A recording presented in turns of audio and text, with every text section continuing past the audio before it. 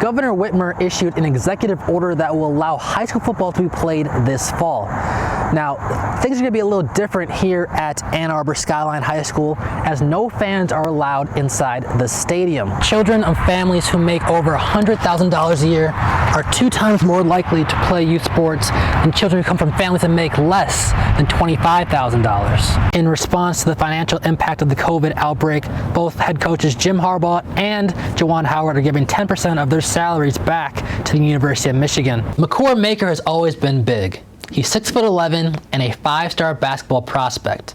But his biggest impact might just be this small 6-line tweet announcing his commitment to Howard University. One of the biggest comebacks in Northwestern football history, the Cats clawed back to a 31-20 victory over the Utah Utes in this year's Holiday Bowl. Europe was definitely the place to be for this summer's biggest world sporting events. Tennis elite returned to the most historic Grand Slam tournament of the year, Wimbledon, looking to etch their name into history. After 20 months and $100 million in renovations, Welsh-Ryan is now reopened to the public.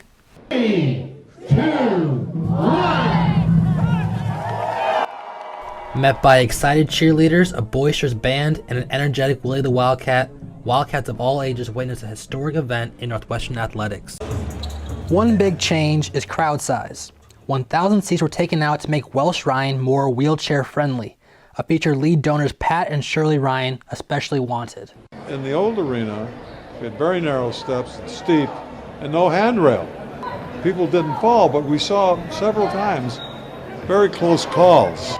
Another new feature, the Wilson Club, offers an array of meals that are sure to leave your mouth watering after the first bite. It's just a transformation. Jim Phillips, Vice President for Athletics and Recreation, is confident the new Welsh-Ryan will help the athletics program. I think this is just the beginning, because we haven't had a chance to recruit to it yet. We haven't been able to train in it yet. We haven't been able to do the things that I think you're going to see a facility of this magnitude will do for all of our programs. The first official home game is on November 8th against New Orleans. Averaging less than 15 minutes a game her first 3 years, Abbie Wolfe knew her time to shine would come in 2019. Over the summer, I remember just getting in the gym a ton and just like sharpening my skills. Starting every game this season, she averaged 11 points and 6 rebounds. Senior year, like I had the trust of all my teammates. My coaches knew what I could do. Then it was just like time to go out there and show the rest of the world that hadn't seen me working the past 3 years. All that hard work paid off on senior night as the Wildcats won their first Big Ten title in 30 years. We're like I think raw and emotional about it too, because for senior night they played a big video like about our journeys and like did a little tidbit for each senior. 26 wins for the Wildcats and a chance to host the opening round of the NCAA tournament. Then came March 12th. The NCAA has made the decision to cancel the men's and women's tournament. And just like that, Wolfe's college career was over. Everyone thought we were going to play with no fans. I was super focused on getting back on track, getting healthy. Even without set to graduate in June, Wolfe was uncertain about her next career move until a call of a lifetime came. Wolfe was offered a contract with Club Deportivo Zamarat. I always, really loved traveling and experiencing different cultures. I just wanted to go to Spain because, Italy and Spain are the best leagues. Zamarat is currently in Spain's first division. Wolfe admits her Spanish is still a work in progress, but she couldn't be more excited about her future. Still, I think hasn't hit me that the level of basketball I'll be playing. It's always been a dream of mine. Forget recruiting letters. The newest way to attract elite college football talent is now just one click away. The transfer portal. The portal barely made a ripple in 2018 as there were only 17 transfer entries between October and December. Steps up and will take a downfield shot and has Chase and he'll score. In 2019, that number skyrocketed to 1,105. Through March of 2020, the number of transfer portal entries is already at 968. After a student athlete tells his current school he plans to transfer, the school has 2 business days to enter the student athlete's name into the transfer portal. From there, coaches from any other school can contact the student athlete. It is college football's de facto free agency. In the 2019-20 college football playoff, 3 of the 4 starting quarterbacks were transfers, and 4 of the Heisman Trophy winners between 2010 and 2019 were transfers. College football is a win as soon as possible setup, and the transfer portal offers the best hope for teams who want to win immediately.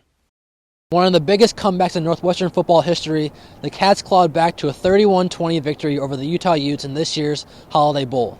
The game really shifted in the third quarter off of a 86-yard fumble return for touchdown by safety Jared McGee. I definitely can't take credit for anything that happened on that play other than running with the ball. Joe Guys with the great strip, something he's been doing all year long. And I just happened to be on the container. I'm like, oh, ball, and I was able to, scoop it and take it to the house. Quarterback Clayton Thorson completed passes to numerous receivers, including offensive lineman Trey Clark. Now, bigger picture, the Cats have won 9 games in 3 of the last 4 seasons, and most likely will finish in the top 25 of this year's rankings. We can do a whole lot more than by ourselves. This is beautiful. The 2020 offseason has provided an opportunity for college football players to unite. Change to me is a process and the end results. So I say we made steps, but we all know there's work to be done. When it comes to battling against systemic racial injustice, college football players are on the same team. Our country is not a place of equality and unity at the moment. Because of this, we are unable to accomplish the goals of a just society. Black Lives Matter! Black Lives Matter! Marches, written demands, and speeches have replaced playbooks, practice, and walkthroughs. Players and coaches are using their voices to create lasting change for social justice. Was blind, but now I see. It is a shame that college football players feel that they are the ones that have to tackle racial injustice. We as a country have failed them. America, we must do better. Europe was definitely the place to be for this summer's biggest world sporting events. Tennis elite returned to the most historic Grand Slam tournament of the year, Wimbledon, looking to etch their name into history. Novak Djokovic emerged as the men's singles champion after defeating Kevin Anderson in the final, 6-2, 6-2, 7-6. With a win, Djokovic earned his 4th Wimbledon title and 13th career major championship. The women's tournament was a roller coaster from the opening serve as only one of the top 10 seeds made it out of the 3rd round.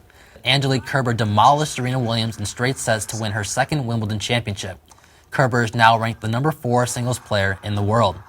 The World Cup final featured a classic David vs. Goliath matchup as small country Croatia took on France in a back-and-forth match. France's class and talent depth outshone Croatia's golden generation of players and claimed its 2nd ever World Cup championship, winning 4-2. Makur has always been big. He's 6'11" and a 5-star basketball prospect. But his biggest impact might just be this small 6-line tweet announcing his commitment to Howard University. Makur is set to become the first ever 5-star prospect to attend a historically black college and university. Tori Miller is many things. She's smart, she's driven, and now she's a trailblazer.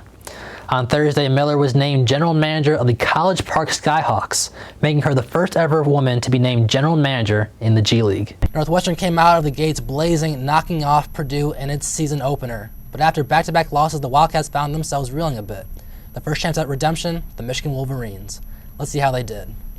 Early in the first, Joe Gaziano and Ernest Brown, the 4th, combined for a sack on the shifty Shea Patterson for a huge 3rd down stop. A few moments later, quarterback Clayton Thorson scores his first rushing touchdown of the season. Cats get on the board first, 7-0. Now, closing out the first, Charlie Kubander gets a chance to increase the lead from 45 yards out, and it's going. It's a career long for the sophomore, and it makes the Cats lead 10-0. Second quarter now. It's all Cats. Junior running back John Moden, the 4th, increases the lead to 17. We've got a ball game here, folks.